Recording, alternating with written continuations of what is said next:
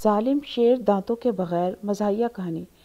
رات کا گھپ اندھیرا پورے جنگل میں پھیل چکا تھا۔ سر سے لے کر گردن تک گھنے بھورے موٹے بالوں سے ڈھکے ببر شیر صاحب اپنی کچھار میں آرام فرما رہے تھے۔ ان کے پورے سر اور جسم کے اوپر بھنبھناتی مکھیاں اور مچھر فضا میں دائرے کی صورت میں منڈلا رہے تھے۔ شیر میاں چھوٹی اور حقیر مخلوق سے تنگ آ کر بار بار اپنے بالوں سے بھری بھاری بھرکم دم کو بھگانے کے لیے لہراتے گھماتے، مگر مچھروں اور مکھیوں کا منڈلانا ختم نہ ہوا۔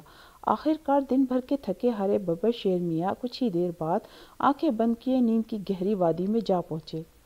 صبح سویرے جب نرم اور خوشگوار ہوا کے جھونکے ان کے بدن سے ٹکرائے اور جنگل کی فضا ہر قسم کے پرندوں کی چہچہاہٹ سے گونجنے لگی تو شیر میاں کی بھی آنکھ کھل گئی اور انہیں فوراً ناشتے کی طلب ہونے لگی۔ اسی اثنا میں انہیں ایک معصوم نیل گائے بڑی لگن سے گردن جھکائے شبنم میں ڈوبی تازہ گھاس کھانے میں مصروف نظر آئی، جو اپنے ارد گرد کے ماحول سے بہت ہی بے نیاز تھی۔ بس جناب شیر میاں کے منہ میں پانی بھر آیا اور بھوک بھی چمک اٹھی، لہٰذا ایک طویل انگڑائی لینے کے بعد انہوں نے خاموشی سے دبے پاؤں نیل گائے کے پیچھے پہنچ کر اس کی بے خبری کا بھرپور فائدہ اٹھا لیا اور پھر ایک اونچی چٹان پر بیٹھ کر اپنے تازہ شکار سے لطف اندوز ہوتے ہوئے بے اختیار کہا، واہ بھئی واہ، کیا صحت مند اور لذیذ گائے تھی۔ ناشتہ تو دراصل ایسا ہی ہونا چاہیے، مگر دوپہر کو کھانے میں کوئی بڑا جانور شکار کرنا پڑے گا۔ پورے جنگل میں گھومنے پھرنے، شکار کے پیچھے بھاگتے رہنے اور چٹانوں پر بار بار چڑھنے اترنے کے بعد تو پیٹ میں چوہے دوڑنے لگتے ہیں۔ شیر میاں نے ناشتہ ختم کرتے ہوئے سوچا، پھر پنجے جھاڑتے ہوئے بولے، ارے ہاں، دوپہر کے کھانے اور کیلولا کے بعد کوئی چھوٹا موٹا شکار مل جائے تو بھی کام چل جائے گا، مثلاً لومڑی، خرگوش یا گیدڑ وغیرہ۔ اور پھر رات کو؟ انہوں نے پریشانی سے اپنے پیٹ پر ہاتھ پھیرا اور بولے، چلو رات کو ہی دیکھی جائے گی، کچھ نہ کچھ تو بندوبست ہو ہی جائے گا۔ وہ جانتے تھے کہ جنگل کے سب جانوروں پر ان کی دہشت تاری رہتی ہے۔ ان کی دھاڑ سن کر دور سے ہی جنگل کے سبھی باسی خوف سے کانپنے لگتے ہیں اور تو اور پرندے تک درختوں سے اڑ جاتے ہیں۔ اسی لیے کئی بار انہیں بھوکا بھی رہنا پڑا اور اسی وجہ سے انہیں شکار میں بہت محنت اور بھاگ دوڑ کرنا پڑتی تھی۔ ایک دن ببر شیر میاں سحپہر کے وقت 4 فٹ سے بھی لمبی گھاس کے میدان سے گزر رہے تھے۔ یہ ان کی پسندیدہ جگہ تھی، جہاں وہ باقی جانوروں کی نظروں سے اوجھل رہ کر موقع پاتے ہی کسی نہ کسی جانوروں کو شکار کر لیتے تھے۔ موسم بہت سہانا تھا، دھوپ ڈھل رہی تھی، درختوں کے پتے اور گھاس تیز ہوا کے جھونکوں سے جھوم رہی تھی۔ ندی کے پاس پہنچ کر جنگل کے باسیوں کی زور و شور سے گپ شپ سن کر ان کے قدم وہیں رک گئے۔ شاید تمام جانور بہت سنجیدہ مسئلے پر گفتگو کر رہے تھے اور شیر میاں کا تذکرہ تو بہت ہی برے الفاظ میں کیا جا رہا تھا۔ ہاتھی نے ندی میں اپنی سونڈ ڈبو کر پانی سے بھری اور بولا، میں تو خود اس شیر سے خوفزدہ رہتا ہوں، کئی بار جان بچا کر بھاگا ہوں۔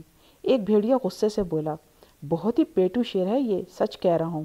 ایک گھوڑے نے گفتگو میں حصہ لیتے ہوئے برہمی سے کہا، بالکل، شکار بھی کسی حساب کتاب سے ہونا چاہیے نا۔ لومڑی فکر مندی سے بولی، جس تیزی، پھرتی اور بے رحمی سے ظالم شیر ہمارا شکار کر رہا ہے، بہت جلد ہم سب اس کی بھوک مٹاتے ہوئے ختم ہو جائیں گے اور پھر یہ شیر صاحب درختوں پر چڑھ کر پرندوں سے بھی یہ جنگل خالی کر دیں گے۔ ایک معصوم اور بھولا بھالا ہرن بولا، چڑیا گھر والے ہمارے خاندان کے کتنے لوگوں کو چڑیا گھر لے گئے ہیں، وہ اس خوفناک شیر کو کیوں نہیں لے جاتے؟ لو اور سنو، ایک لگڑ بگڑ ہنس کر بولا۔ باقی سب بھی ہرن کی بات سن کر مسکرانے لگے۔ ہرن کی یہ بات سن کر تو ببر شیر میاں بھی اپنی ہنسی نہ روک سکے کہ یہ اتنا آسان نہیں تھا۔ البتہ اپنے بارے میں جنگل کے باسیوں کے یہ خیالات سن کر اسے غصہ بھی آ رہا تھا۔ اگر اس کا پیٹ اس وقت بھرا ہوا نہ ہوتا تو یقیناً اسی وقت کسی نہ کسی کی شامت تو ضرور آ جاتی، اس لیے وہ منہ ہی منہ میں بڑبڑاتے ہوئے وہاں سے پلٹ گیا۔ وہ سوچ رہا تھا کہ شکار نہ کروں تو کیا گھاس کھاؤں، یہ تو قدرت کا نظام ہے، اس میں میرا کیا قصور۔ وہ بہت برہم تھا۔ تنتناتے ہوئے اور تیز تیز قدم اٹھاتے ہوئے ندی کے دوسرے کنارے سے ہوتے ہوئے جنگل کے اندر گھنی جھاڑیوں میں لیٹ گیا۔ ابھی آرام سے لیٹے ہوئے کچھ لمحے ہی گزرے ہوں گے کہ زمین دھمکتی ہوئی محسوس ہوئی۔ وہ چوکنا ہو گیا اور اس نے جھاڑیوں میں سے چھپ کر دیکھا تو اسے کافی فاصلے پر کچے راستے پر ایک گاڑی آ کر رکی۔ اس میں سے 4 سنجیدہ طبیعت کے نوجوان ہاتھوں میں کچھ چیزیں تھامے باہر آئے۔ وہ اور سمٹ کر جھاڑیوں میں چھپ کر بیٹھ گیا، مگر یہ کیا! کہیں سے ایک تیر آ کر اس کے جسم میں پیوست ہو گیا۔ اسے کم کم دکھائی دینے لگا اور پھر اسے شاید زنجیروں سے باندھ کر ایک بڑی گاڑی میں سوار کرا دیا گیا۔ جب اس کی آنکھ کھلی بلکہ جب اسے ہوش آیا تو اس نے اپنے آپ کو بڑے سے لوہے کے جنگلے میں قید پایا۔ نہ جانے اس کی بے ہوشی میں اس پر کیا کیا تجربات کیے گئے، اور اگلے دن اسے